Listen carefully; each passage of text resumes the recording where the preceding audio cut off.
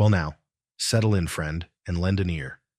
Let me spin you a yarn from the days when this country was still wild and untamed, a place where the land itself could break a man, or forge him into something stronger than he ever reckoned he could be.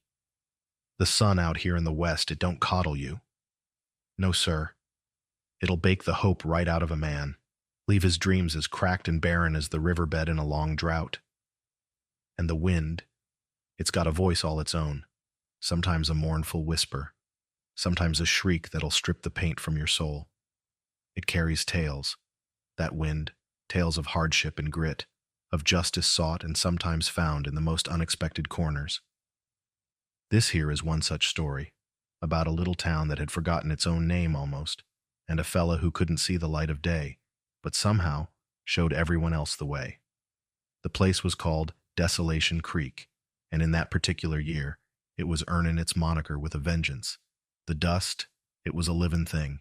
It coated everything, the warped boards of the sidewalks, the sun-bleached clapboard of the buildings, the weary faces of the folks who still called it home. It swirled in ghostly eddies with every puff of hot, dry wind, settled in the creases of your clothes, grit between your teeth, a constant reminder of the thirst that gnawed at the land and everything on it. The creek itself, the lifeblood that had given the town its name, was mostly a memory, a scar of baked mud and thirsty stones snaking through the parched valley. What little water trickled down from the high country was hoarded, fought over, or worse, controlled. You could smell the dryness, a sharp mineral tang mixed with the scent of sun-baked wood and hopelessness. It wasn't just the land that was thirsty, the souls of the people were parched too. Hope had withered on the vine, leaving behind a brittle husk of resentment and weary endurance. Folks in Desolation Creek walked with their heads down, shoulders stooped, like they was carrying the weight of all that dust and disappointment. You'd see 'em moving slow, conserving energy, conserving hope. The laughter of children, if you heard it at all, was thin and quick, like a bird startled into flight.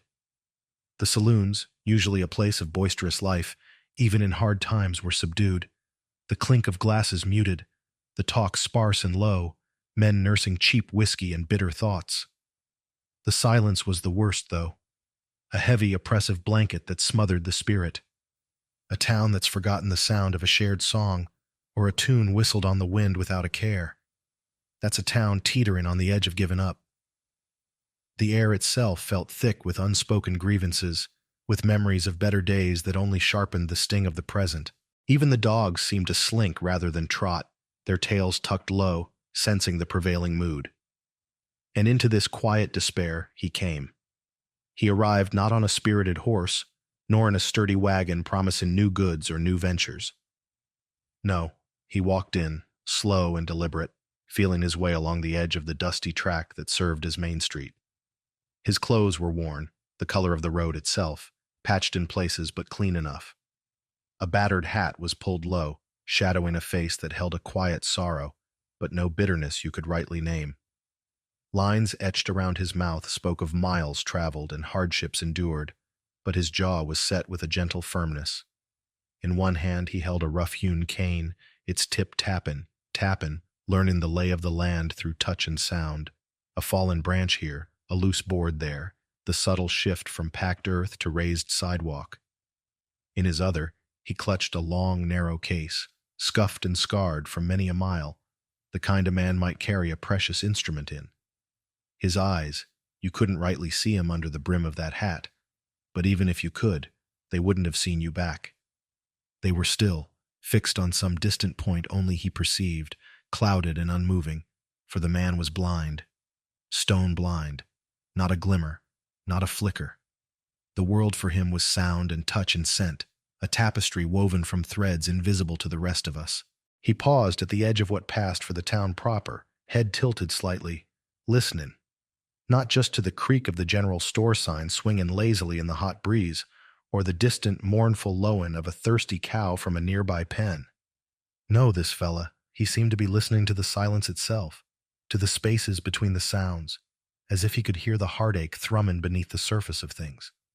He could likely hear the dry rustle of a tumbleweed skittering across the street, the weary sigh of the wind through the eaves of the abandoned assay office, the uneven footfalls of a man carrying a heavy load, physical or otherwise.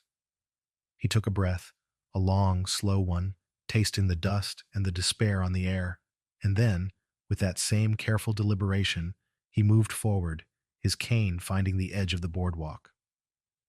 The first few townsfolk to notice him barely gave him a second glance. Another drifter, maybe, though most drifters had the sense to pass Desolation Creek by these days. A peddler? Not likely, with nothing but that case. Then, as he drew closer, as they saw the unseen nature of his gaze, the way his cane sought out obstacles, a flicker of something else crossed their faces. Pity for some quickly masked, suspicion for others lingering in narrowed eyes. The West was a hard place for a whole man, let alone one with such a disadvantage. What could a blind man possibly want in a town that was itself dying on the vine? He represented vulnerability, a weakness they couldn't afford to acknowledge, let alone accommodate.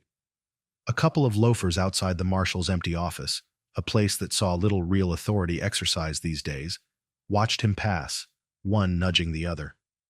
"Well, looky there," one drawled, not bothering to lower his voice, his tone thick with idle cruelty. "Lost his way, has he? Can't see where he's going, nor where he's been, I reckon." The other just spat a stream of tobacco juice into the dust, a gesture of contemptuous dismissal. No welcome here. A woman, her face etched with worry lines that had little to do with her age, pulled her child closer as he approached, hurrying into the relative sanctuary of the mercantile, the bell above the door jingling nervously. A door further down the street slammed shut with a finality that spoke volumes. The air grew thick with unspoken questions, with the kind of discomfort that folks feel when faced with a stark reminder of vulnerability, their own or someone else's. He was an unwelcome mirror reflecting their own precarious state. The stranger, he didn't flinch, didn't falter.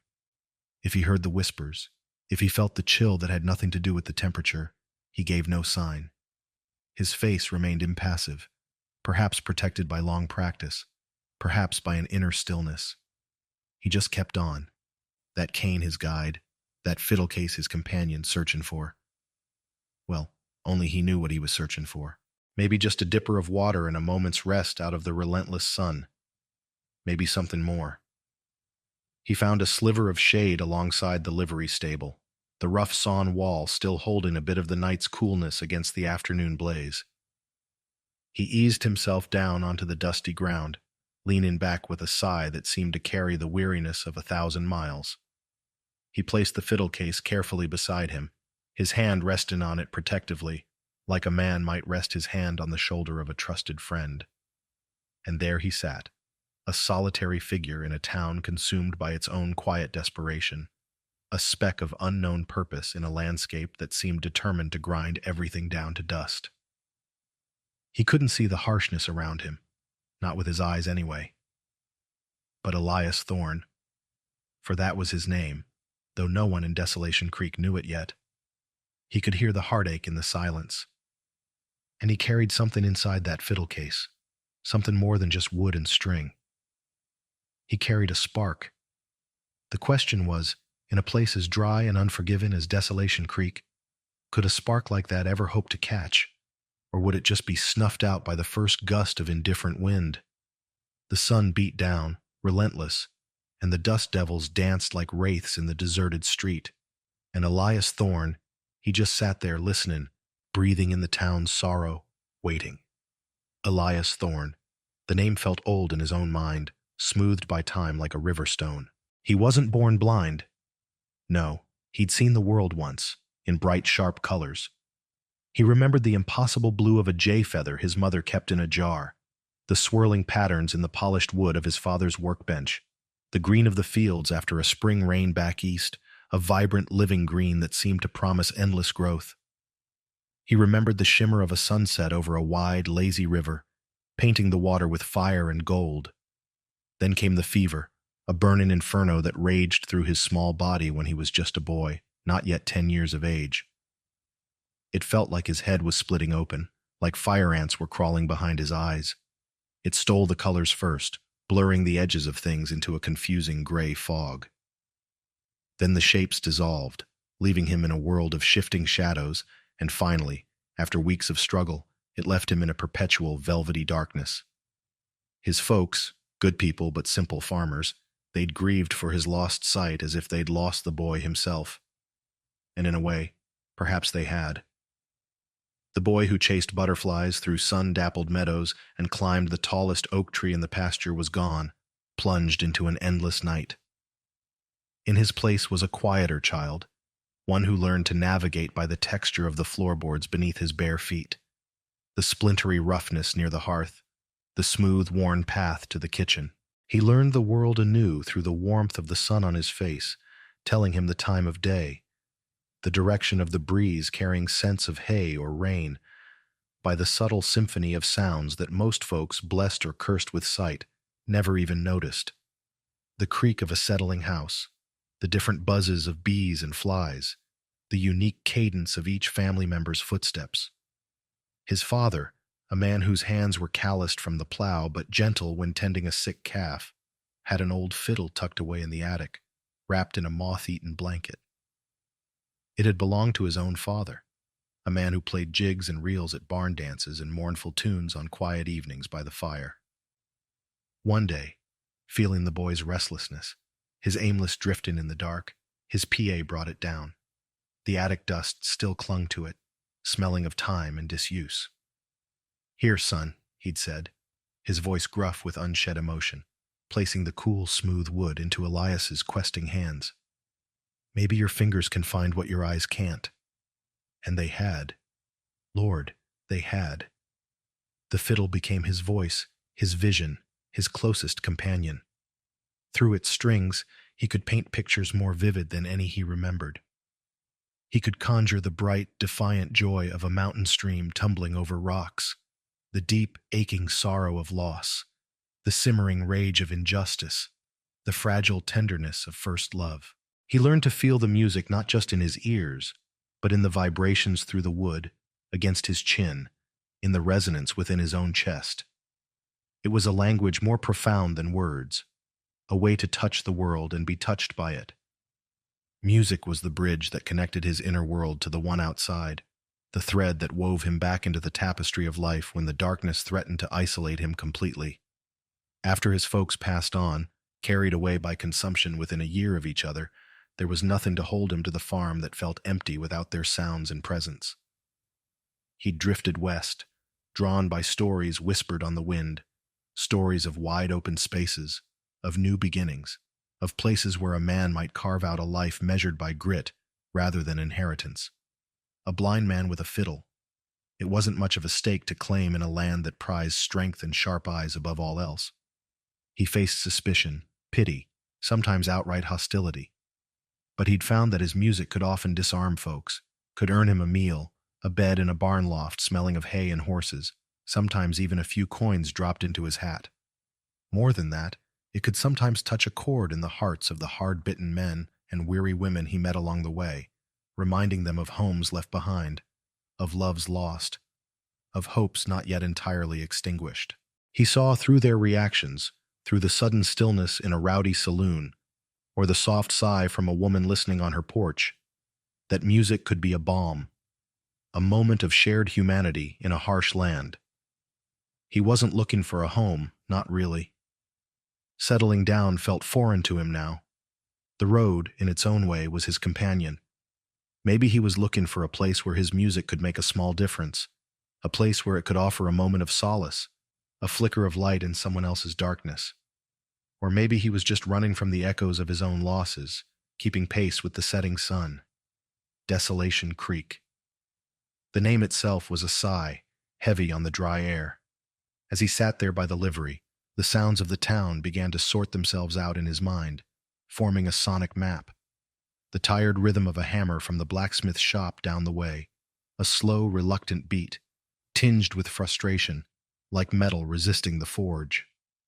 The rhythmic, agonizing squeak of the windmill near the community well, a thirsty, laboring sound that spoke of dwindling water and effort barely rewarded.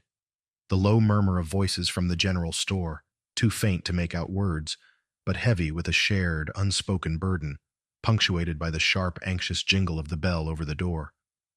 And underneath it all, the ever-present whisper of the wind through the warped boards and broken panes, carrying that fine, gritty dust that seemed to penetrate everything, even silence. He could feel the heat coming off the sun-baked earth through the thin soles of his boots, smell the dryness in the air, the faint, acrid scent of despair that clung to places like this, places where hope had been stretched too thin for too long, like old leather ready to crack. Sheriff Brody, he was the law in Desolation Creek, or what passed for it.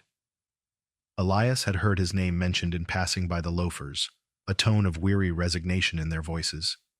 A tall man, Elias had gathered, with a weary slump to his shoulders that belied his office. Brody had ridden in a few years back, maybe 5 or 6, full of ideals about justice and order, eager to make his mark. But Desolation Creek, with its creeping decay and the long shadow cast by Silas Blackwood, had a way of sanding down a man's best intentions, smoothing them into apathy or grinding them into bitterness. Brody tried, folks said, in small ways. He'd break up the occasional drunken brawl, settle minor disputes over fences or stray chickens. But against the larger systemic rot, the water theft, the intimidation, he seemed adrift. He felt the weight of the town's unspoken plea for salvation and the heavier weight of his own inability to provide it. He was a good man, Elias sensed from the way his footsteps sounded on the boardwalk when he eventually passed by. Firm, yes, the tread of authority, but heavy, slow, like he was carrying more than just his own troubles, dragging the town's burdens along with him. He didn't speak to Elias, just hesitated slightly as he passed the livery, the jingle of his spurs a brief, sharp sound against the dusty quiet before moving on. Martha Riley now, she ran the general store, the mercantile. Elias had heard her voice, a little sharp with worry when she'd shooed her boy away from getting too close to the stranger. "Timmy, get back here. Don't you bother the man."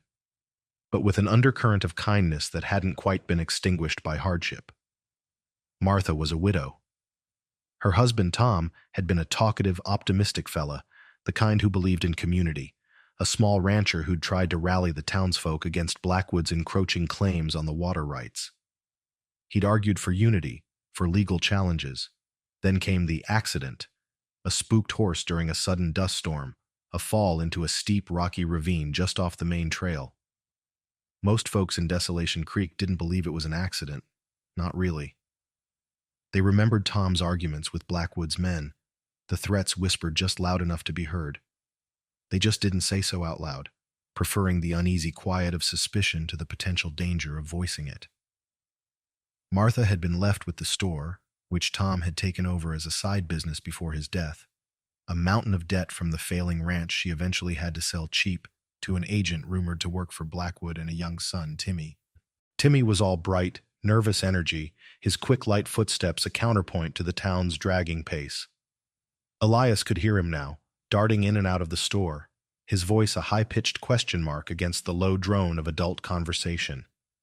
He was curious, that boy, his questions like little pebbles tossed into a still, dark pond. He'd circled Elias from a distance earlier, a hummingbird of childish intrigue, close enough for Elias to hear his quick breathing before his mother called him back. And then there was Silas Blackwood.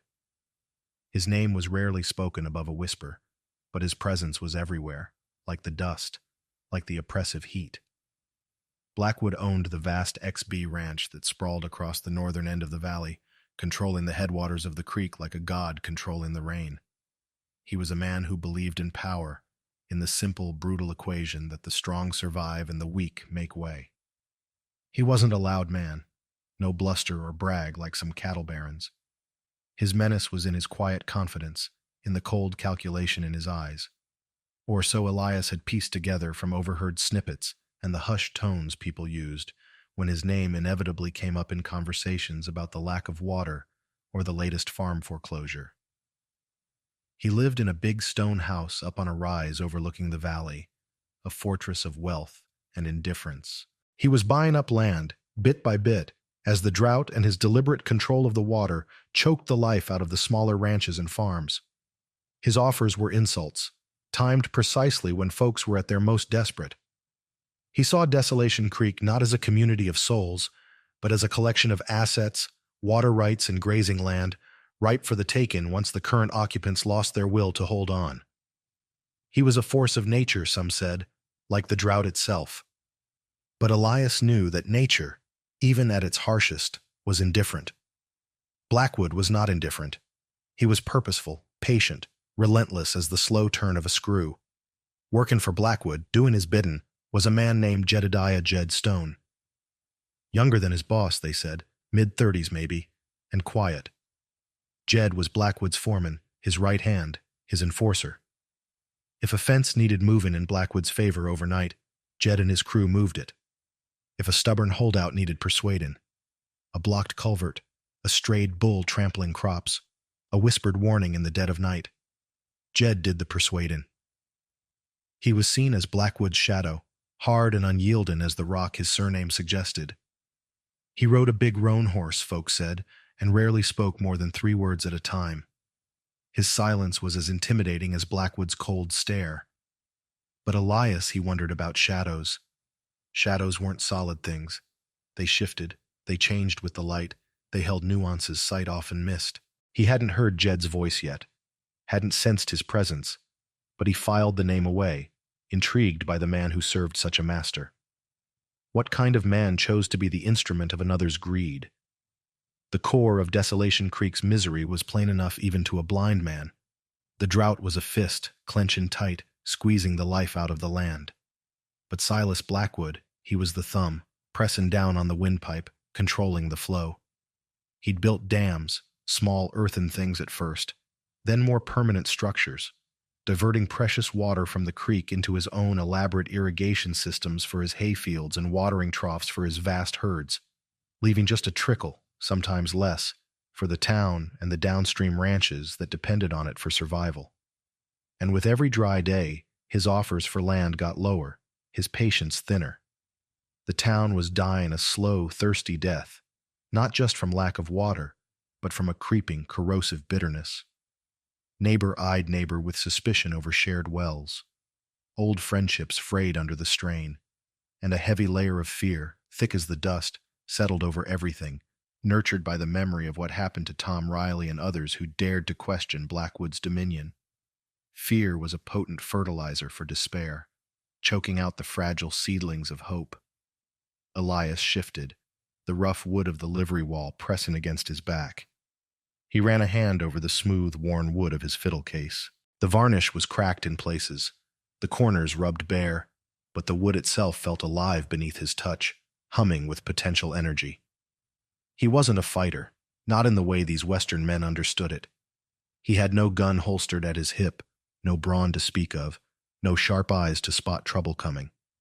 All he had was his music, his attuned ears, and a deep, abiding belief that even in the deepest darkness, a single note of truth, clearly played, could resonate, could perhaps awaken something dormant in the human heart.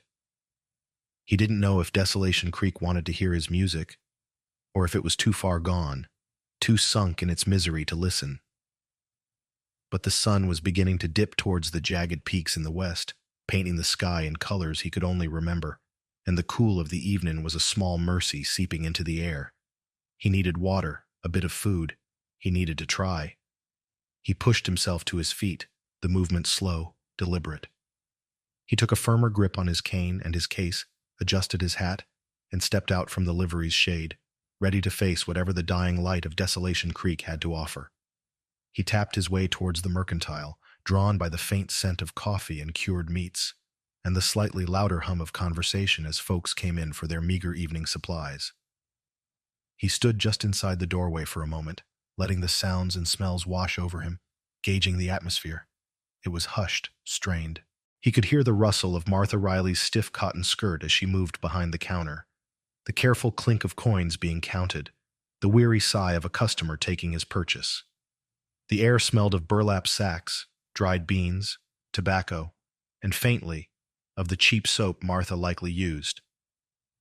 "Evening, ma'am," Elias said, his voice quiet but clear, pitched to carry just enough, directed towards the sound of her movements behind the wooden counter.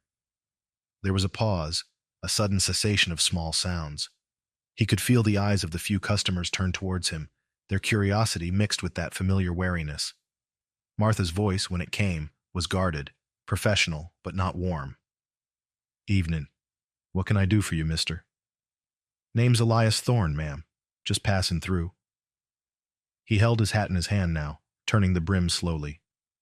Was wondering if a man might trade a few tunes for a bit of supper and maybe a dipper of water. I play the fiddle. He gestured slightly with the hand holding the hat towards the case at his side. He heard a chair scrape on the wooden floor. Someone was getting up, maybe one of the loafers from earlier, ready to interject or chase him off. Martha hesitated. He could almost picture her, brows furrowed, assessing him, weighing the cost of charity against the scarcity of her own resources, perhaps remembering her husband's generosity and where it had led him. The silence stretched, filled only by the ticking of a clock somewhere behind the counter. We ain't got much call for music these days, mister. A rough male voice finally cut in from near the stove. Got more troubles than tunes. Maybe that's exactly when tunes are needed most, Elias replied softly, not turning towards the voice, keeping his address towards Martha. He heard a small sound near the floor, a quick intake of breath. Timmy. The boy was likely peeking around the counter, or a display of barrels. Martha sighed, a sound that held the weariness of the whole town. Look, Mr. Thorne, was it? Times are hard, real hard. I got barely enough to feed myself and my boy. Can't be giving out handouts. Wasn't asking for a handout, ma'am, Elias said patiently. An exchange, music for sustenance, an old tradition. Just then, Timmy's piping voice broke the tension. Ma, can he play? Can he? Pa used to like fiddle music. There was another silence, this one heavier, charged with memory. Elias heard Martha draw a sharp breath. He could feel the shift in the room, the mention of Tom Riley hanging in the air. Timmy, hush now, Martha said, her voice tight. But the boy's innocent plea had changed something.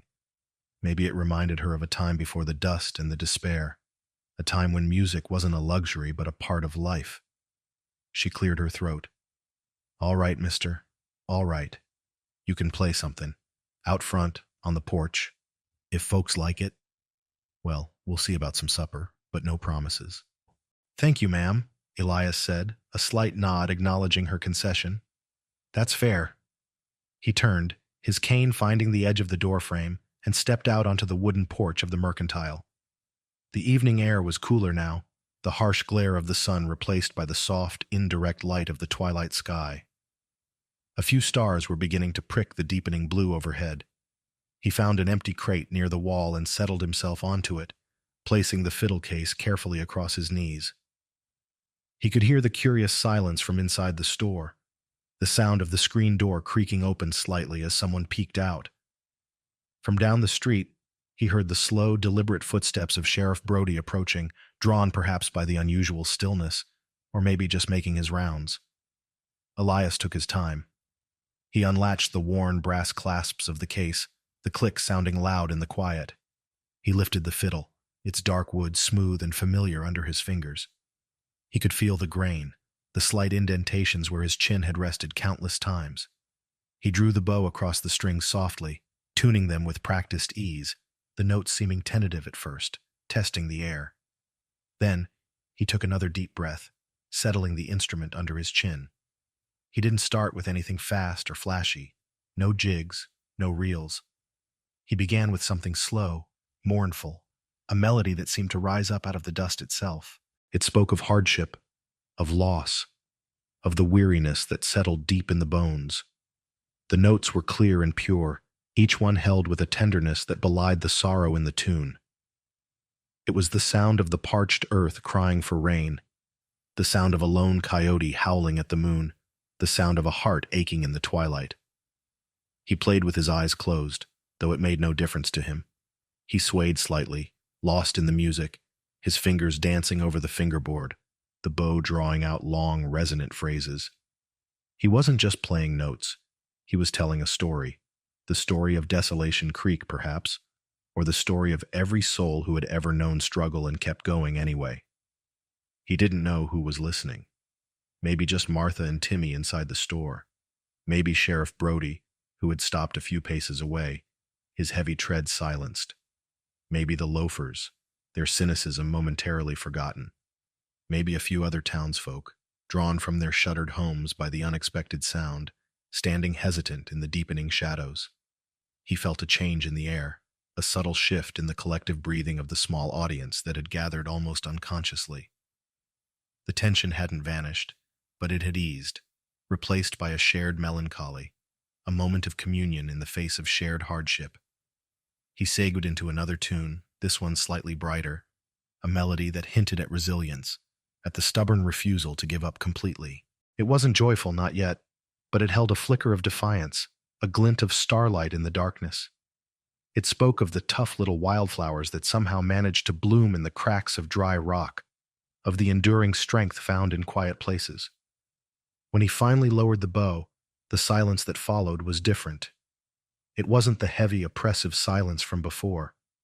It was a listening silence, a thoughtful quiet. He heard someone clear their throat. He heard Sheriff Brody shift his weight, the creak of his gun belt loud in the stillness. He heard Timmy whisper something urgent to his mother. Then Martha's voice came from the doorway, softer now, less guarded. That was something, Mr. Thorne. That was really something. Come on inside, she continued, pushing the screen door open wider. I think I can spare some beans and bacon. And Timmy, fetch Mr. Thorne a dipper of water from the barrel. Elias smiled, a genuine warmth spreading through him. It wasn't just the promise of food and water. It was the first crack in the town's hardened shell, the first tentative response to the spark he carried.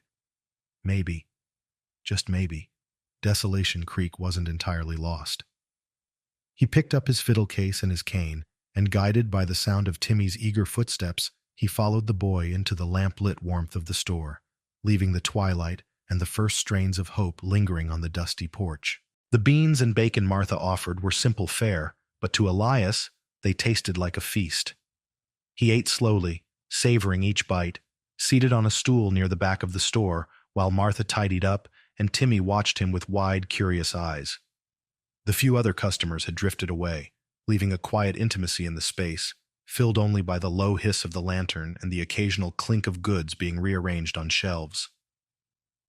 You play real fine, mister, Timmy finally ventured, scooting his own crate closer. Better'n anyone I ever heard. Elias smiled in the boy's direction. Thank you, Timmy. Your PA liked the fiddle, you said? Yeah, Timmy nodded, his voice dropping slightly. He had an old one. Said it reminded him of dancing back home before. His voice trailed off. Martha paused in her work, her back to them. Elias could feel the weight of her silence, the echo of her loss. He didn't push, just let the quiet settle again. Music can hold a lot of memories, Elias said gently after a moment. Good ones and sad ones. Sometimes it helps to let 'em out. Martha turned then, wiping her hands on her apron. Her face, illuminated by the lantern light, looked tired, but the harsh lines seemed softer than before. Tom used to say music could mend fences, even ones you couldn't see. She looked at Elias, a question in her eyes. Where are you headed, Mr. Thorne, or are you aiming to stay a while? Don't rightly know, ma'am, Elias admitted. Been drifting a long time. Sometimes a place just feels like it needs a tune or two. Maybe I'll rest here a spell if folks don't mind the company. Company's been scarce, Martha said wryly. Good or bad? You need a place to sleep? Can't offer much. The old storeroom out back is empty. Dry, at least. Got an old cot. That would be more than kind, ma'am. Thank you, Elias said, genuinely grateful. A roof, even a humble one, was a welcome respite. And so, Elias Thorne settled into the dusty rhythm of Desolation Creek. He spent his days mostly in the shade of the livery or on the mercantile porch, his fiddle rarely far from his reach. At first, folks kept their distance, offering curt nods or averted gazes. The loafer still muttered, but perhaps with a fraction less scorn. Sheriff Brody would pause sometimes on his rounds, listening for a moment before moving on, his expression unreadable. But Timmy was a constant, curious presence, drawn to Elias like a moth to a flame. He'd sit near him, asking questions about the fiddle, about the places Elias had been. Did you ever see the ocean, Mr. Thorne? What's it sound like? About how he managed without seeing. Elias answered patiently, his descriptions painting vivid pictures with sound and feeling. Slowly, tentatively, Elias began to play more often, not demanding attention, just letting the music drift out into the heat-shimmering air. Sometimes it was mournful, echoing the town's unspoken sorrows. Other times, he'd play something livelier, a forgotten reel or a simple folk tune that might coax a tapping foot or a humming under the breath. He noticed subtle changes. Old Man Hemlock, the town's grizzled blacksmith whose hammer blows usually sounded like angry pronouncements, sometimes paused his work when Elias played a certain Irish air, his head cocked, a faraway look in his eyes. Sarah Jenkins, a seamstress whose face was usually pinched with worry over lack of custom, occasionally left her window open a crack wider when the music started. The real turning point came one sweltering afternoon. The heat was suffocating, the dust thick enough to taste. Tempers were frayed raw. A dispute broke out near the well. The only reliable source of water left in town, its level dropping daily. Two ranchers, neighbors whose families had been friends for generations, were shouting at each other, accusations flying about who was taking more than their share, whose cattle were thirstier. The argument escalated quickly, voices rising in anger, fists clenching. Sheriff Brody stepped between them, trying to restore order, but the resentment ran too deep, fueled by desperation. A small crowd gathered, taking sides, the air crackling with potential violence. It felt like the fragile seams holding the town together were about to rip apart. Elias, sitting on the mercantile porch, heard the shouting, felt the ugly tension coiling in the air. He hesitated for only a moment. Then he lifted his fiddle. He didn't play loud, didn't try to drown out the anger. Instead, he started a simple, quiet melody. It was a hymn, one his mother used to sing, a tune about finding peace in troubled times, about grace and forgiveness. The notes floated out, clear and steady, cutting through the angry shouts not with force, but with gentle persistence. Slowly, almost imperceptibly, the shouting began to falter. The ranchers, caught mid-insult, seemed to lose their steam. Heads turned towards the sound of the fiddle. The melody was so starkly different from the rage consuming them, so filled with a quiet plea for calm, that it demanded attention. Brody seized the moment, speaking firmly but quietly, appealing to their shared history, their common plight.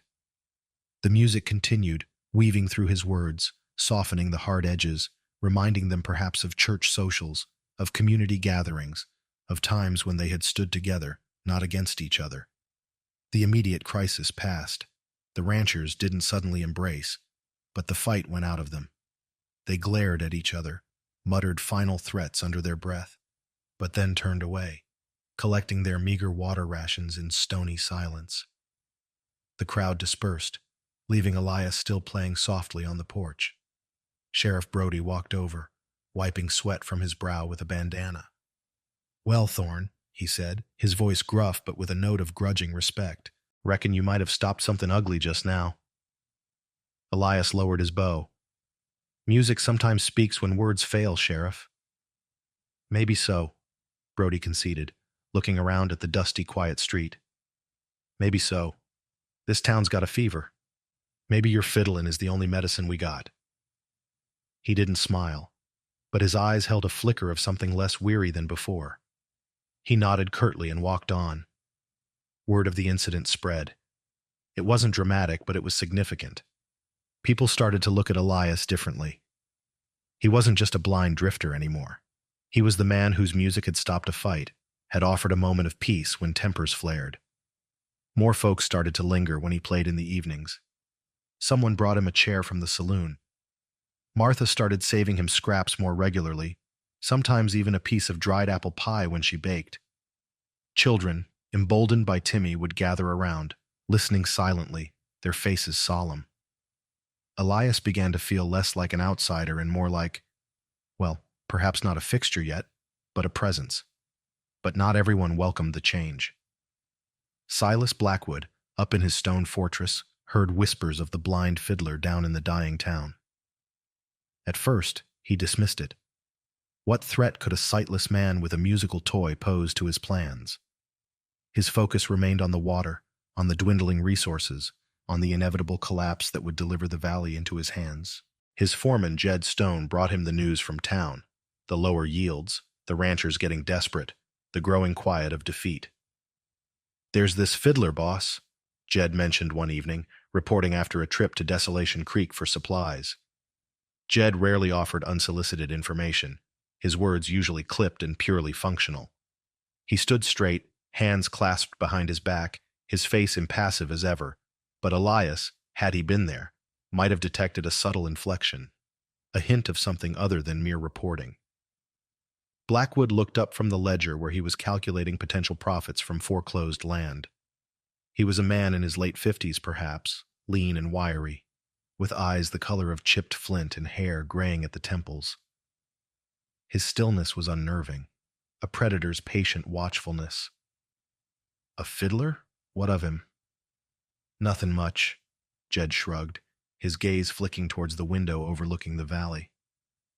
"Just folks listen to him. Seems to calm him down some. Stopped a fight at the well the other day, they say."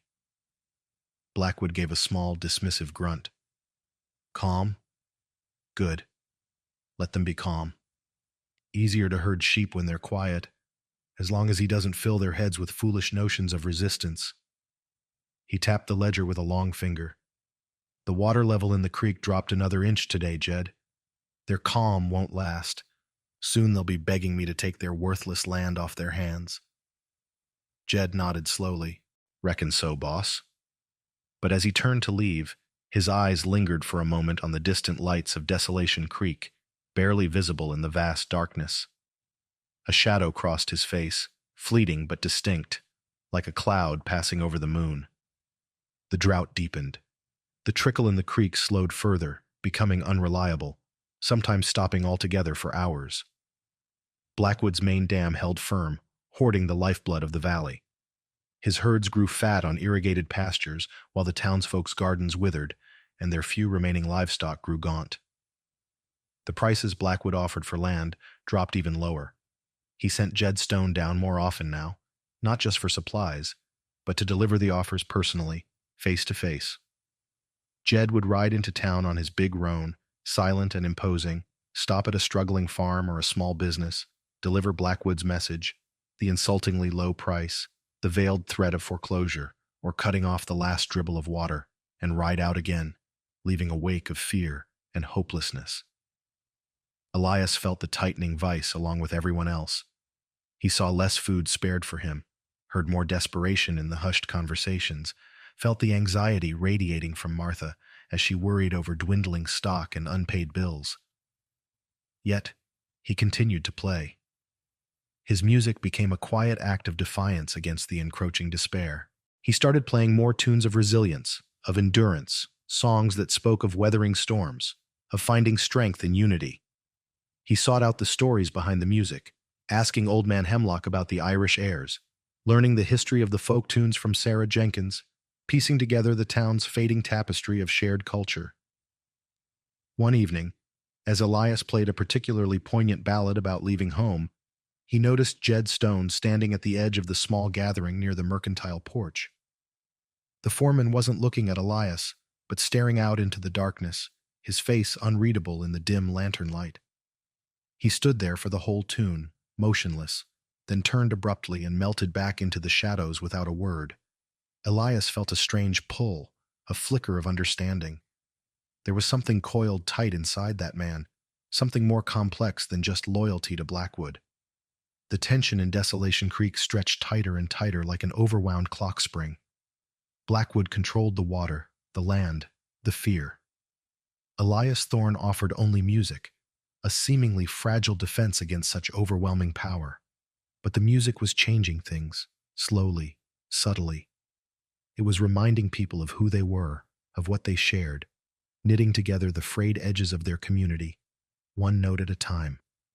It was planting seeds of hope in barren ground. The question remained, would those seeds have time to sprout before Blackwood decided to crush them under his heel? The wind whispered through the dry town, carrying the faint strains of a fiddle and the heavy scent of impending confrontation. As the days shortened and the nights grew cooler, bringing no relief from the drought, Blackwood decided it was time to accelerate his plans. Patience was a virtue, but opportunity favored the decisive. The town was weak, divided, hanging on by a thread. A final push, he calculated, would break them. He summoned Jed Stone to his study, the room filled with maps of the valley, marked with his expanding territories. "Jed," Blackwood said without preamble, gesturing to a map showing Desolation Creek and the few remaining independent properties downstream. "It's time to finish this.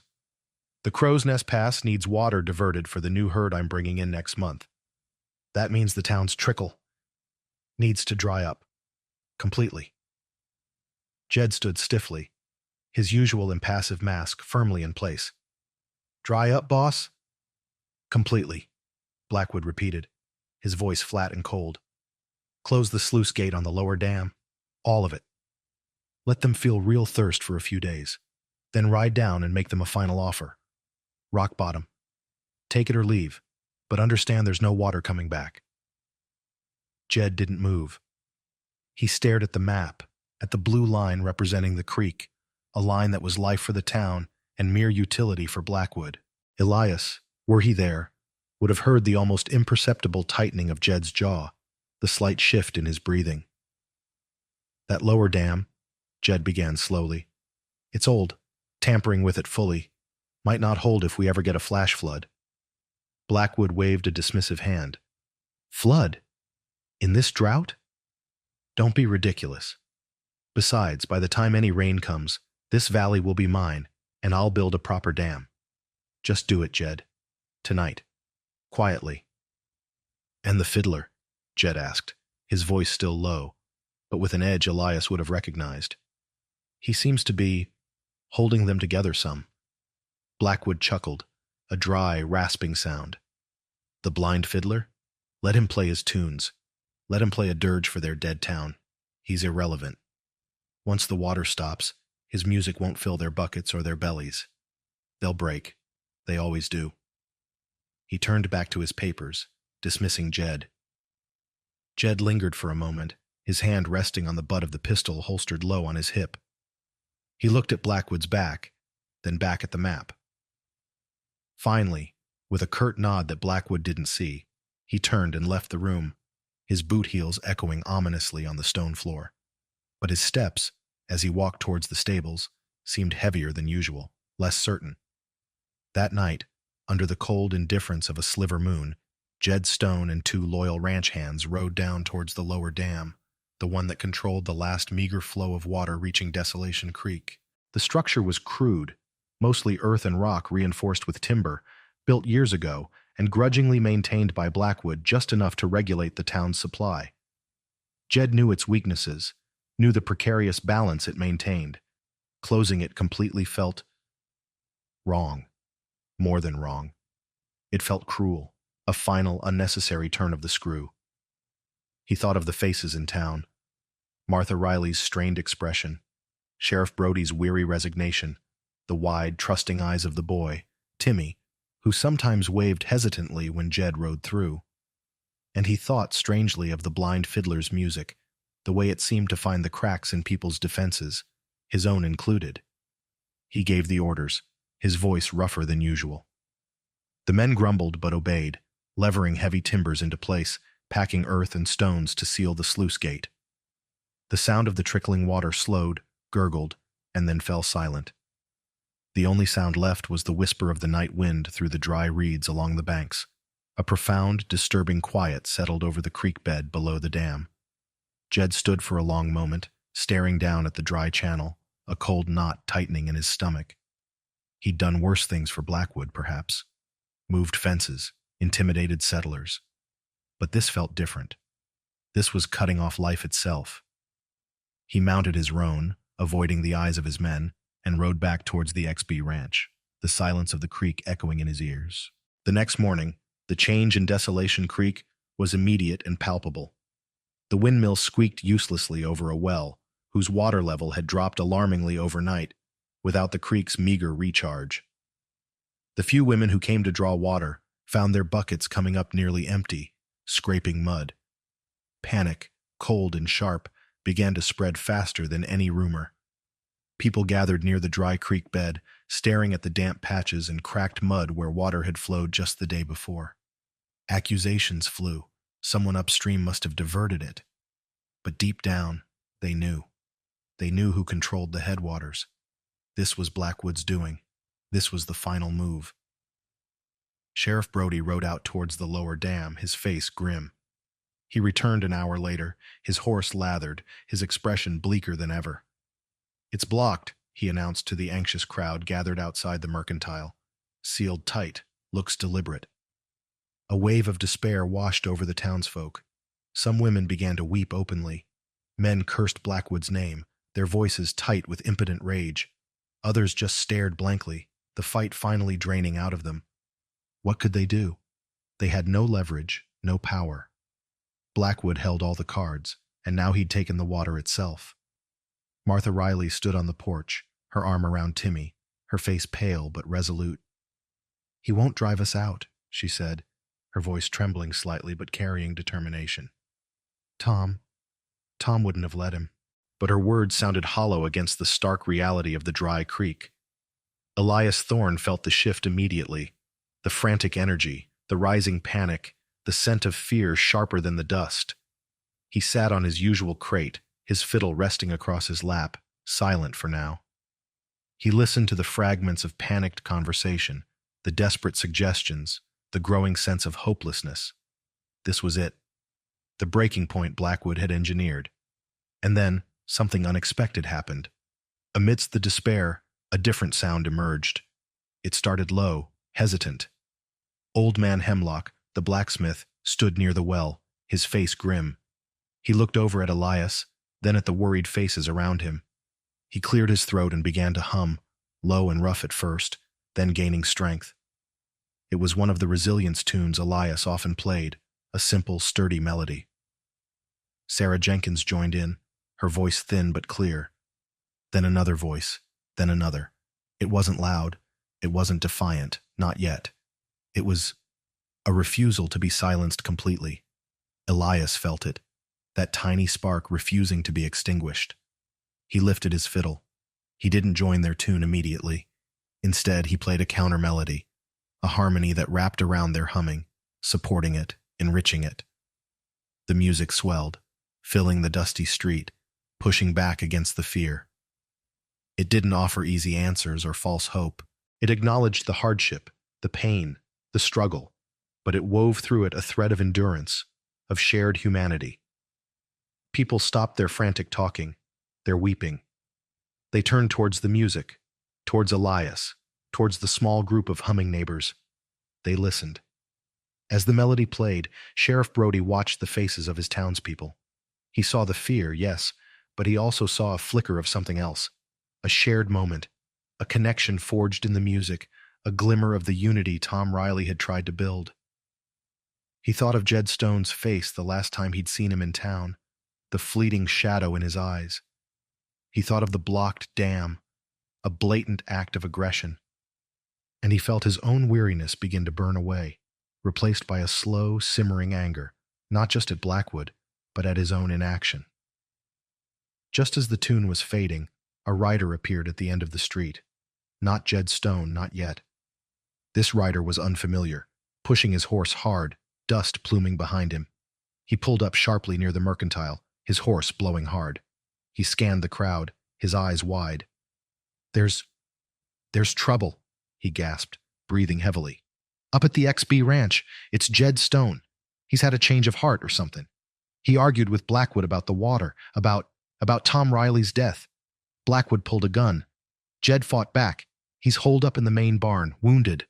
Blackwood's got men surrounding it, means to kill him." A collective gasp went through the crowd. Jed Stone, defying Blackwood, fighting him? It was unthinkable. The foreman, the loyal shadow, turning against his master, and mentioning Tom Riley's death.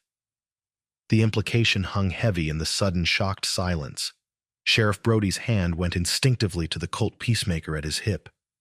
His face hardened, the weariness replaced by sharp resolve.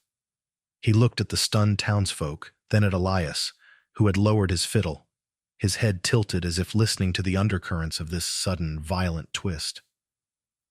"All right," Brody said, his voice ringing with newfound authority. Blackwood's gone too far, hurting his own man after choking this town dry, and maybe worse. He glanced towards Martha, whose face had gone white. I'm riding out there. Anyone with me? There was a moment of hesitation. Riding against Silas Blackwood? It was suicide. His ranch was a fortress, his men well armed. But then Old Man Hemlock stepped forward, gripping the hammer he still held from his forge. The man cut off our water, tried to kill us slow. Now he's killing quick. I'm with you, Sheriff. Another man stepped forward, then another. Not many, maybe 5 or 6 in total, armed with old rifles and shotguns, grim determination etched on their faces. It wasn't an army, but it was something. It was Desolation Creek finally finding its backbone. Martha rushed inside the store, emerging moments later with a heavy rifle. Tom's rifle. She checked the load, her movements practiced and sure. Timmy, stay inside, she ordered, her voice firm. She looked at Brody. I'm coming too, for Tom. Elias stood up, placing his fiddle carefully back in its case. He couldn't ride, couldn't shoot, but he felt the shift, the surge of desperate courage. Sheriff, he said, his voice calm but resonant. Maybe music can travel farther than bullets. Brody looked at him, puzzled for a second, then seemed to understand. He nodded grimly. Maybe so, Thorne. Maybe so. Keep the home fires burning, such as they are. He swung up onto his horse, the small, determined posse gathering behind him. They looked towards the XB ranch, towards the unseen drama unfolding there, towards a confrontation that felt both terrifying and inevitable. As they rode out, leaving a cloud of dust and anxious silence behind them, Elias Thorne stood alone on the mercantile porch, the weight of his fiddle case in one hand, the town's fragile hopes seemingly resting in the other. The twist had come, sharp and brutal, and now the climax was hurtling towards them all, carried on the hot, dry wind. The small group remaining in Desolation Creek waited in an agony of suspense. The sun beat down, mocking the dry well and the parched earth. Children huddled inside, sensing the fear. Those few who hadn't ridden with Brody gathered near the mercantile, their eyes fixed on the northern horizon, towards Blackwood's ranch, hidden by the shimmering heat haze. Elias sat on the porch steps, his fiddle case beside him. He didn't play now. The silence felt necessary, a space for listening, for waiting. He could hear the strained breathing of the watchers, the anxious shuffling of feet, the frantic buzzing of flies around the empty water trough. He felt the collective tension, a wire drawn taut, humming with fear and a desperate, flickering hope. What was happening up there? Was Jed Stone alive? Could Brody and his handful of men possibly stand against Blackwood's power? Hours crawled by, each one longer than the last. The shadows began to lengthen, stretching dark fingers across the dusty street. Just as despair threatened to settle in again, a lone rider was spotted, coming fast from the direction of the XB ranch. It wasn't Brody, nor any of his posse. It was one of Blackwood's men, but he rode slumped in the saddle, his face streaked with dust and blood, his horse limping. He didn't stop in town, just urged his flagging mount onward, heading south, fleeing. A palpable wave of uncertainty swept through the watchers. What did it mean? Victory? Defeat? Or just chaos? Then, more riders appeared. A small group, moving slowly, deliberately. At their head rode Sheriff Brody, his shoulders straighter than Elias had ever sensed them. Beside him rode Martha Riley, Tom's rifle held across her saddle, her face grim but resolute. Behind them came the others from the posse, weary but alive. And among them, supported on his horse by Old Man Hemlock, was Jed Stone. He was pale, his arm heavily bandaged and stained with blood, but he was alive, and his eyes, as they scanned the waiting townspeople, held a look of quiet determination Elias hadn't sensed before. Conspicuously absent was Silas Blackwood. As they reached the mercantile, Brody dismounted heavily. He looked around at the anxious faces, taking a deep breath. "It's over," he said, his voice rough with exhaustion and emotion. Blackwood resisted arrest. He drew on Jed again, and then on me. He won't be troubling anyone anymore. The finality in his tone left no room for doubt. Silas Blackwood was dead. A collective sigh went through the crowd, a release of tension so profound it was almost painful.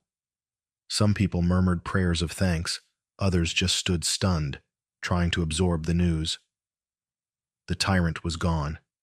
Brody turned to Jed, who was being helped carefully down from his horse. Jed Stone here. He did the right thing. He stood up to Blackwood, told the truth about Tom Riley. He paused, looking towards Martha. Blackwood panicked when Jed confronted him about arranging Tom's accident. Admitted it before before the end. Martha closed her eyes for a long moment, tears finally tracing paths through the dust on her cheeks. Not tears of sorrow now, but of a terrible, aching relief, of justice, however brutal, finally served. Timmy ran out and threw his arms around her legs, burying his face in her skirt. Jed also confirmed Blackwood ordered the dam blocked completely, Brody continued. He's agreed to testify, to help sort out the legal mess Blackwood left behind regarding land titles and water rights. He looked at Jed, who met his gaze steadily. He's earned a chance to make amends. Jed Stone looked around at the faces of the townspeople, faces that had only known him as the enforcer of their misery. His own face was etched with pain, both physical and emotional. He took an unsteady step forward. I know I ain't deserving of your trust, he said, his voice low but clear, carrying in the sudden quiet. I followed orders I shouldn't have, did things I ain't proud of. Blackwood, he had a hold on me from way back. But listening to the music. He glanced briefly towards Elias, and seeing what his greed was doing to decent folk.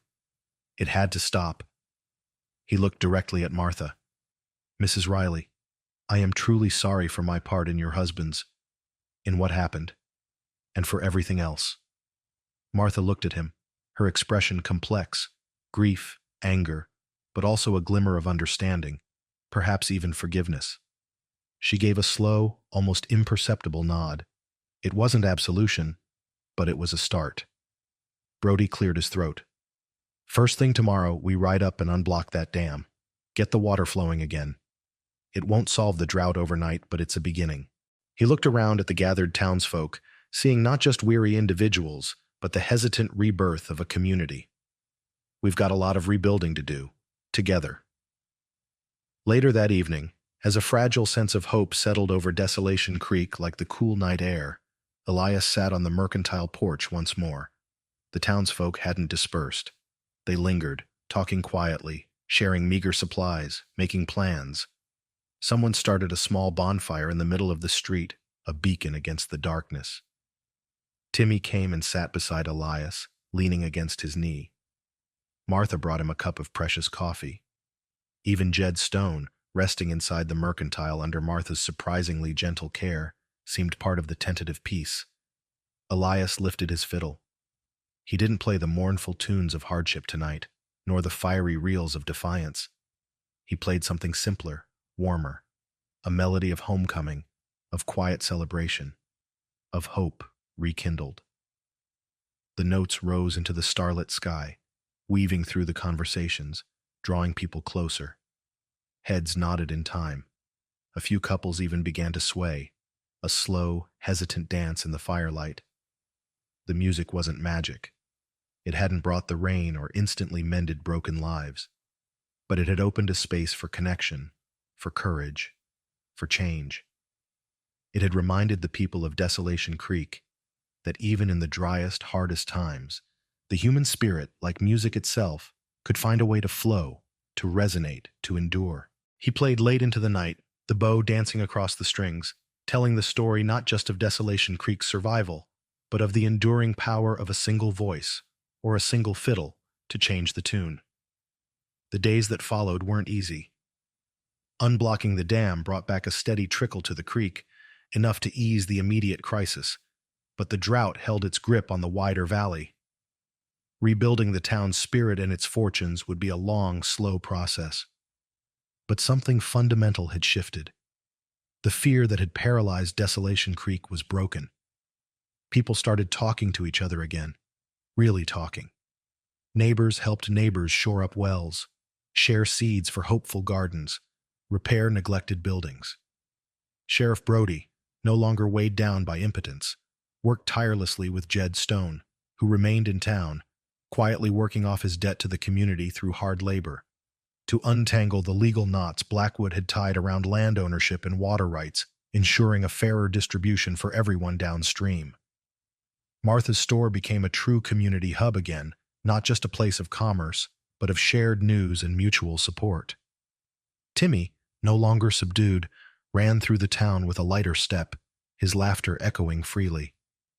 Elias Thorne stayed through that fall and into the winter, his music becoming the heartbeat of the recovering town. He played at socials held in the slowly reviving saloon, at gatherings around the communal well, on the porch of the mercantile as folks rested after a long day's work. He taught Timmy the basics of the fiddle on Tom Riley's old instrument, which Martha had retrieved from storage, filling the evenings with hesitant, hopeful notes. He never sought leadership, never offered grand solutions. He simply offered his music, his quiet presence, his unwavering belief in the resilience he heard in the town's slowly strengthening pulse.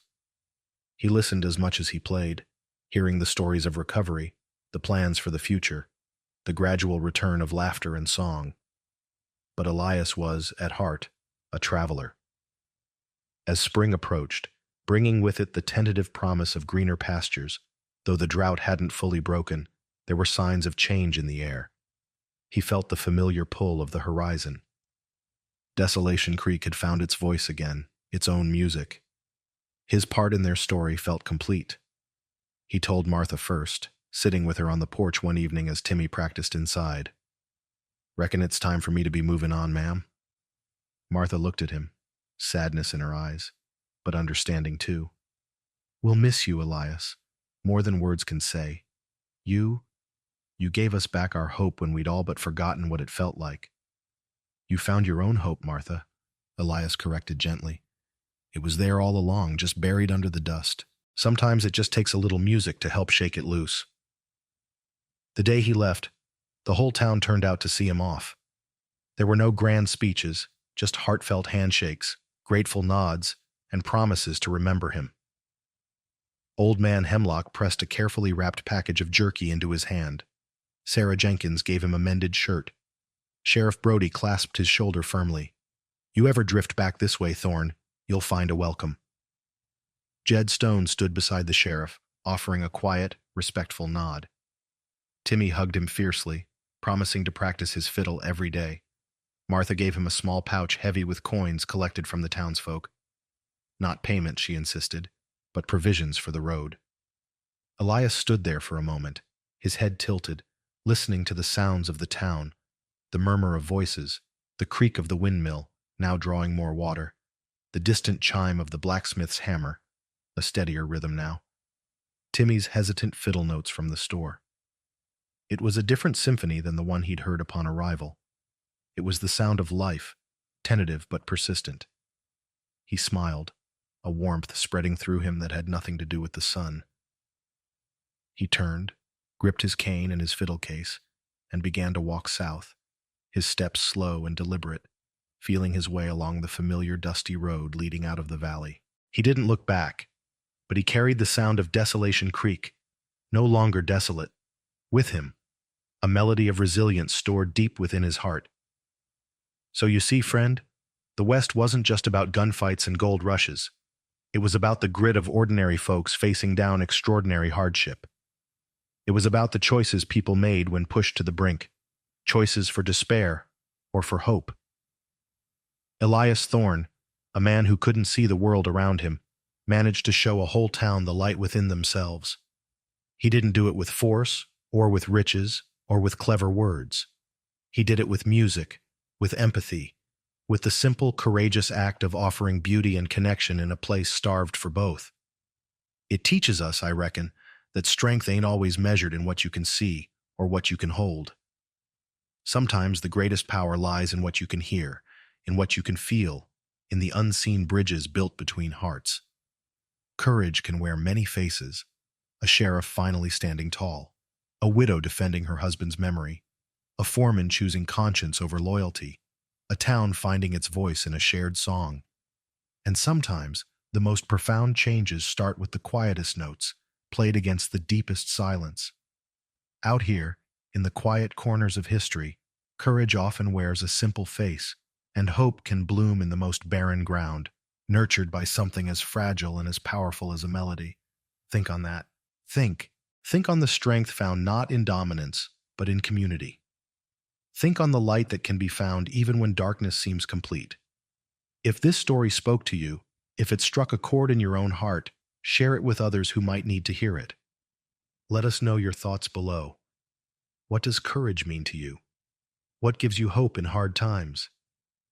And don't forget to subscribe for more tales from the heart of the West, more stories that need to be told, stories of the dust and the dreams, the hardship and the heart that forge this nation.